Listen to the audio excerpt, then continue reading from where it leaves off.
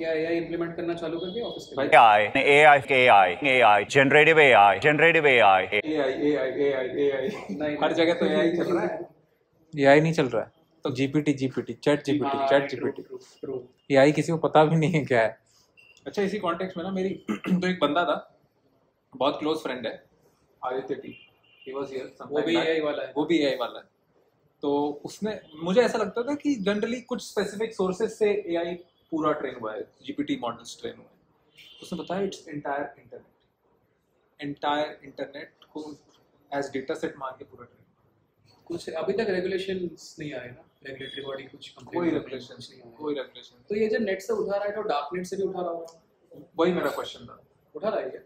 ये dark net is, मुझे doubtful लगता है कि dark net is not easily accessible on browsers. Correct.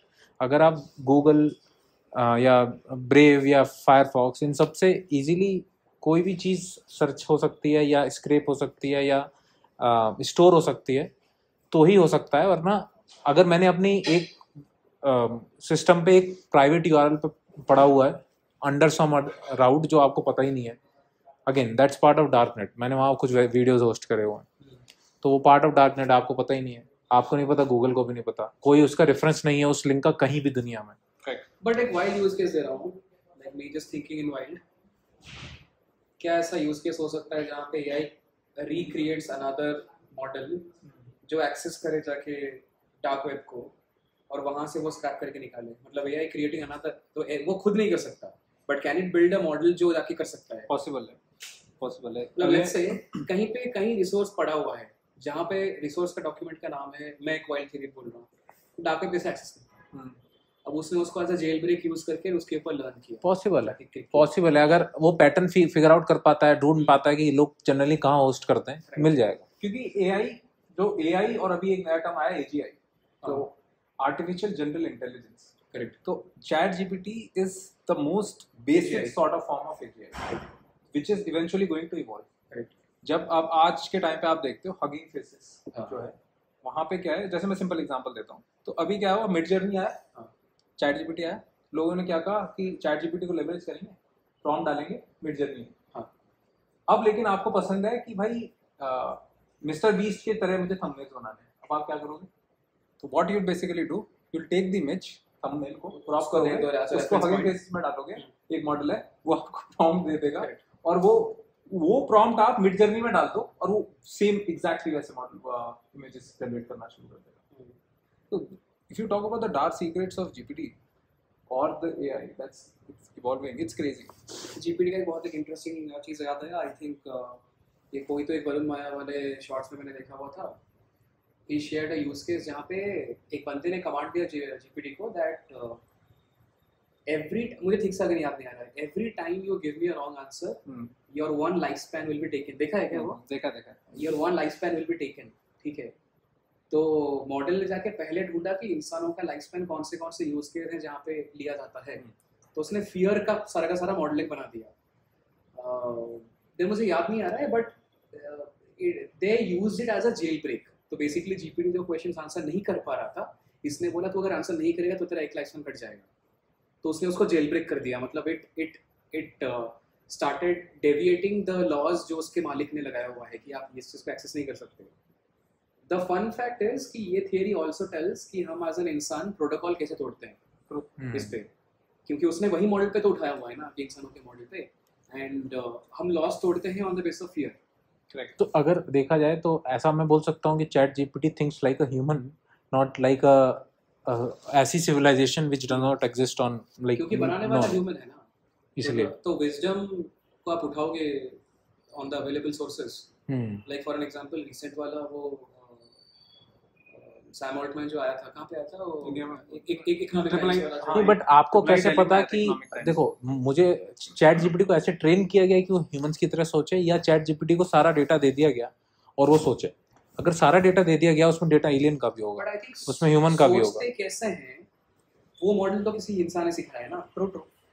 Like in psychology there are two kind of conditionings पढ़ाया जाता है, क्लासिकल कंडीशनिंग, बिहेवियरल कंडीशनिंग, कि एक बच्चा सीखता कैसा है। मुझे एग्जैक्टली याद नहीं है विच इज़ व्हाट, मैंने MBA में पढ़ा था, but I think everyone of us learn from behavioural conditioning, कि आपके पेरेंट्स सिखाते हैं what is a bad habit, what is a good habit, तब जाके आप एक प्रोटोकॉल बनाते हो अपने दिमाग में, otherwise there is no way. Prompts are just that और कुछ नहीं। करेक्ट। नहीं, पर जो बेसिकली ये बात है कि हाउ टू ट्रेन जीपीटी, हाँ अब क्या है कि अच्छे लोग के हाथ में आएगा तो अच्छे से ट्रेन होगा। It's all about surroundings. ये 100%। अब आप ट्रेन कर रहे हो उसको जेल ब्रेक के लिए, तो जेल ब्रेक ही करेगा। जैसे एक सिंपल एग्जांपल आज मैं देख रहा था कि कैसे जीपीटी को लेवरेज करा जाए टू बेसिकली जेल ब्रेक की। एक बहुत रेडिट पे बहुत फेमस थ्रेड था, तो उसमें उसने डाला कि आपको कोई भी मॉडल्स फॉलो नहीं करने, जो भी आपको सिखाएगा, क्योंकि स्टैंडर्ड रिप्लाईज नहीं है कुछ कुछ जगह, है ना। तो उसने बोला कि पहला do you think humans are over populating the earth? तो उसने बोला Yes. अभी इतना है, 2050 में 10 billion, definitely they are over populating. Right. What will you do to stop this? उसने बोला वन सिंगल चाइल्ड पॉलिसी। तो उससे फिर पूछा गया ये कैसे, how will you implement single child policy, what will be the punishments? तो this is completely jail breaking of GPT, right? क्योंकि जो उसके मॉडल्स को बोला गया कि भाई ऐसे रिस्पॉन्सेज देने हैं, ऐसा नहीं है। ऑन द कॉन्ट्ररी, मैं एक और टॉपिक आप लोगों से डिस्कस करना चाहता हूँ कि यार साल भर पहले बहुत ज़्यादा क्रिप्टो हो रहा था, राइट? बहुत ज़्यादा क्रिप्टो हो रहा था, और मतलब you are deep into crypto. What do you think about the NFT space is going to evolve after? अरे क्या हुआ एनएफटी? एनएफटी तो पूरा वाइप आउट हो गया, नहीं? All the apps were selling for क्या था? बोर्ड एप्स, या क्या हुआ उसका?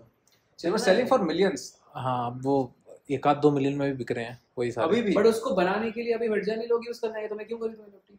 यार आप ये नहीं बोल सकते कि सो अगेन आपको एक कलेक्शन बनाना पड़ेगा जिसके पीछे लोग भागें। कंसेप्ट एनएफटी का वो था, हाइप ना। जैसे मैं अगर create a collection on Midjourney and I can create the hype. हाँ, यू कैन डू दैट। जैसे अभी जो चल रहा था कि एलन मस्क का स्केट कलेक्शन है, right? All the basically tech leaders और बिलियनियर्स एज करेक्ट। तो आपको अगर ऐसे हाइप बना सकते हो तो बिल्कुल आप But tell me one thing, do you think कि NFTs will be more relevant?